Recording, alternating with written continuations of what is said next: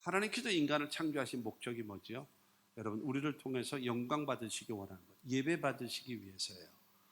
여러분, 430년 동안 애굽에서 종살이하고 있는 그들을 출애굽을 시키시는 이유가 있습니다. 왜 하나님께서 그들을 출애굽을 시키시는가 하면은 출애굽기 3장 12절을 통해서 하나님은 모세에게 말씀하십니다. 내가 너희를 출애굽시킨 후에 너희는 이 산에서 나를 섬기리라. 그러니까는 내가 너희를 출애굽을 시키는 이유는 뭐냐? 그 이유는 너희는 나를 섬기게 하기 위해서 내가 너를 출애굽시킨다라는 거예요. 그렇기 때문에 여러분, 우리의 목적은 바로 무엇인가 하면, 여러분의 인생의 목적이 뭐죠? 건강하게 사는 건가요? 행복하게 사는 건가요? 장수하게 사는 거요? 부자 되는 거? 여러분 좋죠. 그렇게 살면 좋죠. 그러나 내가 정말로 필요한 나의 인생의 가장 중요한 목적은 바로 무엇인가 하면 거룩한 백성이 되어져서 하나님께 영광 돌리며 살아가는 것이 여러분의 인생의 목표가 되어야 돼요. 여러분, 내가 거룩한 성도가 되어져서 여러분 하나님께 영광을 돌리기. 그래서 하나님은 말씀하시거든요. 레위기를 통해서 나는 너희의 하나님이 되려고 애굽 땅 종되었던 너희를 인도하여 낸 여호와니 내가 거룩하니 너희도 거룩하라. 그래서 하나님이 우리에게 원하시는 것은 무엇인가 하면 거룩입니다. 행복이 아니에요. 거룩입니다. 장수가 아니에요. 거룩입니다. 여러분, 부자 되는 게 아니에요. 거룩입니다. 하나님은 우리에게 거룩하기를 원해요. 거룩한 성도. 이 거룩한 성도들이 하나님께 영광, 하나님께 예배하는 것. 여러분, 이 거룩이 바로 무엇인가 하면은 구별됐다라는 거거든요. 구별된다. 근데 우리를 성도라고 말하잖아요. 성도는 뭐예요? 거룩한 무리. 거룩할 성자에다 무리 도자를 쓰거든요. 그렇기 때문에 거룩한 무리. 물과 성령으로 거듭난 자, 그 다음에 이 거룩한 무리, 그러면서 구별된 자예요. 그게 거룩입니다. 우리 모두는 여러분, 우리의 인생의 목적은 거룩한 백성이 되어져서 하나님께 영광을 돌릴 수 있는 우리 모두가 다 되기를 주의 이름으로 축원합니다. 그래서 그 하나님께 영광을 돌리며 살아가는 일에 가장 모범적이고 가장 원하시는 것이 예배입니다. 그래서 요한복음 4장 23절 말씀을 보면 아버지께 참되게 예배하는 자들은 영과 진리로 예배할 때가 오나니 곧 이때라. 아버지께서는 자기에게 이렇게 예배하는 자들을 찾으시느니라. 영과 진리로, 영, 하나님의 성령의 인도하심을 받으며 드려지는 예배. 그 다음에 진리로, 진리라고 하는 것은 주님의 말씀, 하나님의 말씀을 듣고 그 말씀을 깨닫고 그 말씀대로 순종하며 살아가겠다라는 자세, 태도, 마음을 가지고 여러분 예배를 드리는 그 사람을 하나님이 찾으신답니다. 그래서 하나님이 기뻐하시는 여러분 예배자가 되어줄 수 있게 되기를 바랍니다. 왜 하나님은 그 사람을 찾으실까요? 그 사람이 진짜 성도거든요. 그 사람이 진짜 성도예요. 가짜가 너무 많거든요. 제가 말씀드렸던 대로 전에도 하나님에 대한 신앙이 없어요. 말씀에 대한 신앙이 없어요.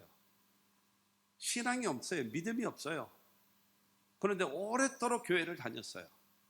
하나님에 대한 말씀에 대한 확고부동한 믿음이 없이 종교적 행위를 하고 있다면 그건 거짓입니다. 사기치는 거예요. 쇼하는 겁니다. 그러면 내가 하나님을 믿어요. 내가 하나님의 말씀을 믿어요. 근데 내가 하나님 말씀에 순종하지 않아요. 그건 죽은 믿음입니다. 그러니까 가장 지금 위험한 것이 중에 하나가 바로 무엇인가 하면 한국 교회에 가장 위험한 것이 바로 무엇인가 하면 여러분 거짓된 신앙의 사람들과 죽은 신앙의 사람들이 교회를 판치고 있단 말이에요. 그들이 교회에 여러분 지도자가 되어져서 교회를 좌지우지하는 거예요. 오늘 말씀은 바로 무엇인가 하면 예배를 드리는 사람인 너, 나, 우리는 어떤 사람이냐? 성경이 말하는 참된 예배자는 어떤 사람이냐라고 성경은 말하는가를 알고 깨달아야 돼요. 그래서 참된 예배자가 되어져서 가인과 그 제물은 받지 아니하셨더라 한 건데, 여러분 가인과 같은 제사를 계속, 가인과 같은 여러분 예배를 계속, 가인과 같은 헌신을 계속해야 되겠습니까? 그거는 안 되죠. 그거는 헛수고 인생 아닙니까? 아벨과 그 제물과 같은 예배자가 되어져야 하겠다라고 하는 것입니다. 할렐루야. 그러면 참된 예배자의 모습은 어떤 모습인가? 첫째, 하나님께 감사의 예배를 드리는 자가 되라는 거예요. 감사의 예배를 드리는 자. 14절은 말하지요. 감사로 하나님께 제사를 드리며. 여러분, 하나님께서는 감사로 제사를 드리며 살아가는 사람이 되기를 원하고 있습니다. 사람들 가운데는요, 하나님 앞에도 마찬가지고 사람 앞에도 마찬가지입니다. 은혜를 받고 원수로 갚는 사람이 있어요.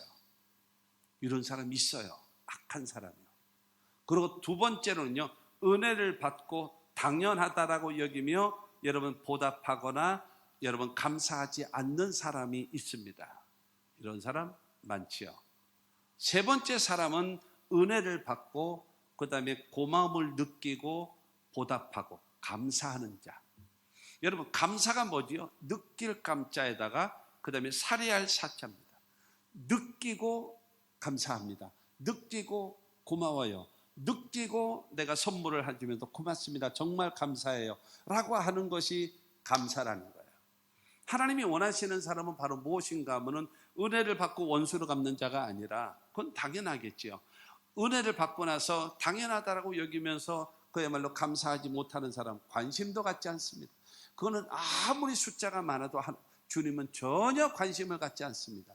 주님이 원하시는 것은 뭐예요? 받은 은혜에 대해서 고맙습니다. 감사합니다. 정말 감사합니다 라고 고백하면서 하나님을 섬기는 사람을 하나님이 기뻐하시는 예배자다라고 성경은 말하고 있는 것입니다. 그래서 저와 여러분들은 바로 무엇인가 하면 하나님 앞에 바른 예배자 되어줄 수 있고 하나님을 섬기는 우리 모두가 되기를 주의 이름으로 축원합니다. 오늘 본문이 시편 50편 14절 15절이잖아요. 근데 그 전에 12절 13절 말씀을 보면 시작, 내가 가령 줄여도 내게 이르지 아니할 것은 세계와 거기에 충만한 것이 다 내 것이미로다. 내가 수소의 고기를 먹으며 염소의 피를 마시겠느냐. 하나님께서 내가 수소의 고기를 먹기 위해서 너희 보고 나보고 제사 드리라고 하겠니? 내가 염소의 피, 말하자면 양이라든가 염소, 그의 피를 내가 마시기 위해서 나에게 제사 드리라고 하겠니? 세계와 충만한 만물이 다 내 거야. 모든 것을 내가 만들었어. 내가 뭐가 부족하겠니? 나에게 없는 게 뭐야? 나는 다 있어. 너희들 때문에 내가 있는 게 아니야.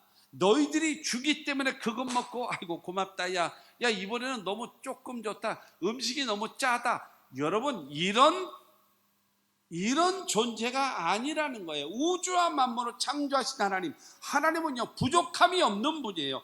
은도 내 것이고 금도 내 것이다라고 말씀하시고 시편 50편을 통해서 여러분 모든 짐승도 다 내 거다. 내가 만들었다. 이 우주 만물 내가 만들었다. 내가 만들었다라는 거예요. 내가 만약에 줄인다고 할지라도 네가 바치는 소고기 먹겠니? 아니야. 나는 그런 대상이 아니야. 감사로 제사를 드려. 너희들은 뭐 하면 되느냐? 나한테 무조건 나를 만날 때마다 하나님 감사합니다. 하나님 감사합니다. 하나님 감사합니다. 할렐루야. 이렇게 살으라고 얘기하는 겁니다. 감사를 드리고 찬양을 드리고 영광 돌리는 것. 여러분 그러면 어떻게 하면 되어지는가 하면 여기까지 도와주신, 지금까지 도와주셨던 첫째로 에베네셀의 하나님께 감사합니다. 그리고 두 번째로 지금 나와 함께 하시는 임마누엘의 하나님 감사합니다. 그리고 또 세 번째는요, 나를 도와주실 엘리에셀의 하나님 감사합니다. 성경에 보면 누가복음 17장에 나병 환자가 10명이 모여 있었어요. 예수님이 지나가신. 그때 예수님이 지나가시니까 멀리서, 가까이 가면 안 되니까 멀리서 예수여 저희들을 불쌍히 여기소서라고 외치는 것입니다. 그때 예수께서 쳐다보시고 나서 너희 모습을 제사장들에게 가서 보이라. 그리하면 깨끗하여지리라 그랬어요. 그러나서 이제 예수님 지나가셨어요. 근데 그들은 다 집으로 가는 거죠. 집으로 가다가 조금 있다 보니까는 어느 한 사람이 막 뛰어오는 거예요. 주님, 주님, 주님 소리 지르면서 감사하다 그러면서 뛰어오는 거예요. 뭐냐? 그랬더니 내가 조금 아까 열병 속에 있었던 나병 환자였었습니다. 그런데 내가 주님의 말씀을 듣고 가다 보니까 내 몸이 나아졌어요. 너무너무 고마워요. 너무너무 감사해요. 그러면서 막 예수님 발 앞에 엎드려서 막 경배하면서 너무너무 고맙습니다. 너무너무 감사합니다. 그렇지 않겠습니까? 옛날로 얘기하면 천벌을 받았다라고 얘기하는데 예수님으로 인하여 싹 치료받았더니 얼마나 감사합니까? 그런데 예수님이 누가복음 17장 17절을 통해서 말씀하고 있습니다. 예수께서 대답하여 이르시되 10사람이 다 깨끗함을 받지 아니하였느냐? 그 9은 어디 있느냐? 그 9은 어디 있어? 왜 안 와? 왜 너만 오냐? 그래서 18절 19절을 통해서 말씀하는 겁니다. 이 이방인 외에는 하나님께 영광을 돌리러 돌아온 자가 없느냐 하시고 그에게 이르시되 일어나 가라 내 믿음이 너를 구원하였느니라 하시더라. 여러분 9명은 육신은 치료받았어도 영혼은 구원받지 못했지만 이 사마리아 사람 이방인으로 여겨지는 사마리아 사람은 여러분 영혼도 구원함을 얻고 육신도 치료함을 받는 역사가 이루어지는 겁니다. 누구에게요? 감사하는 자에게. 하나님께서 우리들에게 원하시는 것이 이와 같은 감사하며 하나님께 예배하라는 거예요. 그게 정상적인 거예요. 입을 열 때마다 감사하다고 고맙다고 하면서 그러면 관계가 좋아지지 않겠습니까? 하나님과 우리와의 관계도 마찬가지예요. 하나님 누구는 미운 털백에서 뭐 이렇게 요 모양 요 꼴로 살게 하시고 누구는 이쁜 털백에서 잘 되게 하십니까? 그러면서 여러분 하면은 그거 싸가지가 없잖아. 그거는 그렇지 않습니까? 싸가지가 없어. 여러분 하나님 앞에 우리가 살아가면서 입을 열 때마다 감사하고 살아가시는 저와 여러분들이 되기를 주의 이름으로 축원합니다. 하나님은요 예수 그리스도를 통해서 여러분 죄를 지었음에도 불구하고 못났음에도 불구하고 버림을 받아야 마땅함에도 불구하고 주 앞에 감사하면서 여러분 주 앞에 나오는 저와 여러분들을 기뻐 받아주심을 믿으시기를 주의 이름으로 축원합니다. 두 번째로 하나님께 서원을 갚으며 예배를 드리는 자가 되라는 거예요. 14절 후반절에 보면 지존하신 이에게 내 서원을 갚으며 그랬어요. 지존하신 이라고 하는 것은 누구냐? 만왕의 왕 되신 하나님을 말하고 있어요. 만왕의 왕.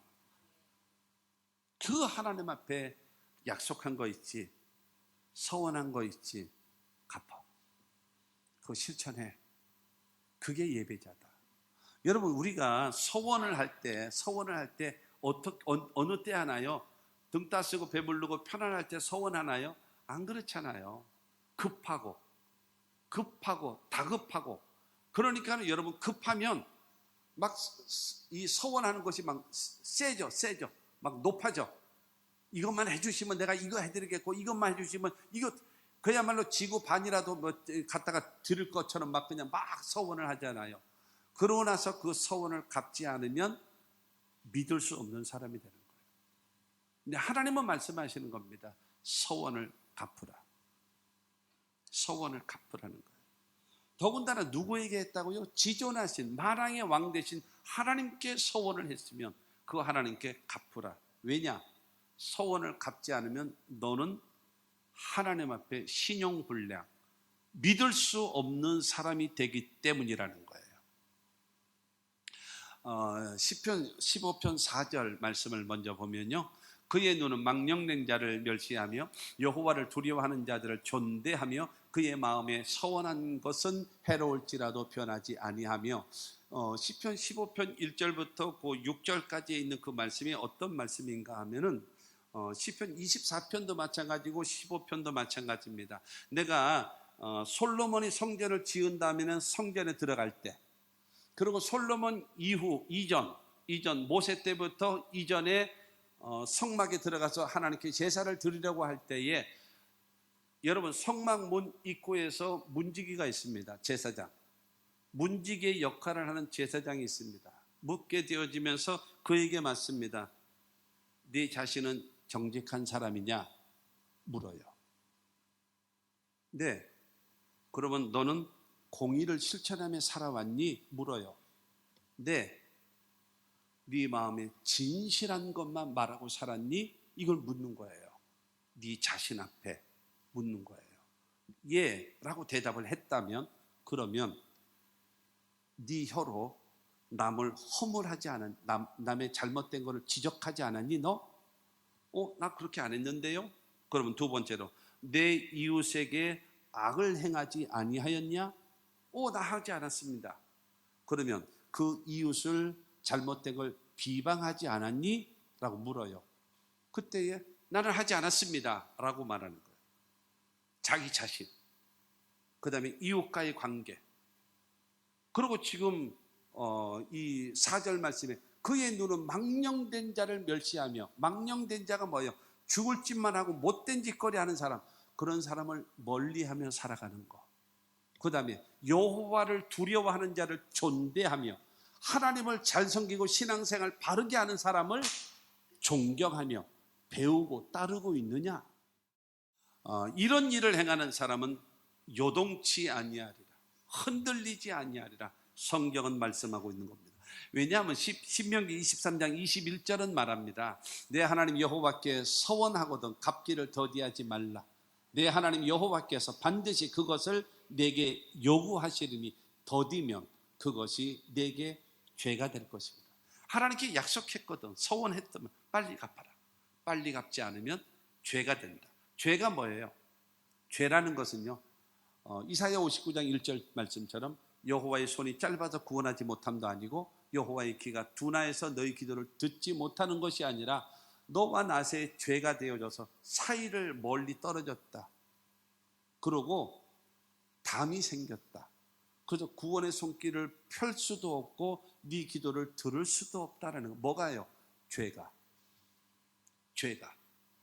근데 이 죄가 허물어져야 도움의 손길이 펼쳐질 수가 있고 우리가 부르짖는 소리를 하나님이 들으실 수 있다는 겁니다. 이 죄의 문제를 해결할 수 있는 방법 중에 하나가 바로 무엇인가 하면 우리의 서원을 갚는 거라는 거예요. 그러므로 여러분, 서원을 여러분 행하는 것이 바로 왜 필요하다고요? 아까 말씀드렸잖아요. 하나님께서 여러분을 믿을 수 있는 겁니다.